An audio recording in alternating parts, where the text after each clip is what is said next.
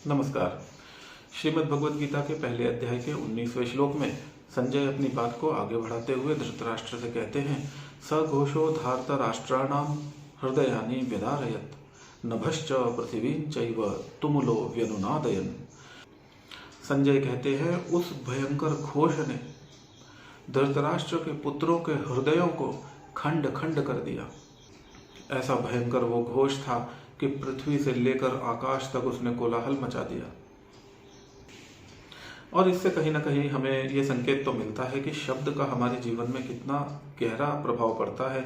हम क्या सुनते हैं और क्या सुनाते हैं, ये हमारे मन को बहुत शक्तिशाली ढंग से प्रभावित करता है। ये बात हम अपने जीवन में भी यदि देखें तो स्पष्ट अनुभव में आती है कि कभी यदि नदी के किनारे बैठो तो उसकी जो कलकल लहरों का जो ध्वनि है वो हमारे मन पर क्या प्रभाव डालती है। पूजा पाठ में जब हम शंख की ध्वनि करते हैं या जब घंटी बजाते हैं, दोनों का हमारे मन पर अलग अलग प्रभाव पड़ता है। कभी कोई लड़ाई कर रहा हो और हम उसको ध्यान से सुन रहे हो तो उसका हमारे मन पर विपरीत प्रभाव पड़ता है।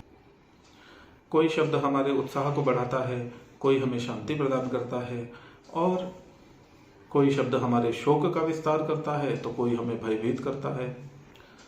शांति पाठ करते हुए भी हम जो कहते हैं, ओम भद्रं कर्णेभिः शृणुयाम देवाः, हम क्या सुनते हैं उसी के अनुसार कई बार हमारा जीवन निर्धारित हो जाता है। और हम किसी को क्या सुनाते हैं ये बहुत महत्वपूर्ण है, क्योंकि उस व्यक्ति के जीवन को हम प्रभावित कर रहे हैं। अतः जहाँ तक हो सके उचित शब्दों का चुनाव करना चाहिए। और उचित शब्द क्या होते हैं ये परिस्थिति के अनुसार हो जाता है, और जिसको भगवान ने जैसी बुद्धि हो वो उतना ही उचित बोल सकता है। और इस श्लोक में भी देखा जाए तो संजय क्या कर रहे हैं, अपने शब्दों के माध्यम से धृतराष्ट्र के मन पर, धृतराष्ट्र के हृदय पर अपना प्रभाव ही तो छोड़ रहे हैं कि पांडव क्या करते हैं, पांडव कितने वीर हैं, पांडवों का पक्ष देखो, तुम्हारे पुत्रों के हृदय विदीर्ण हो गए।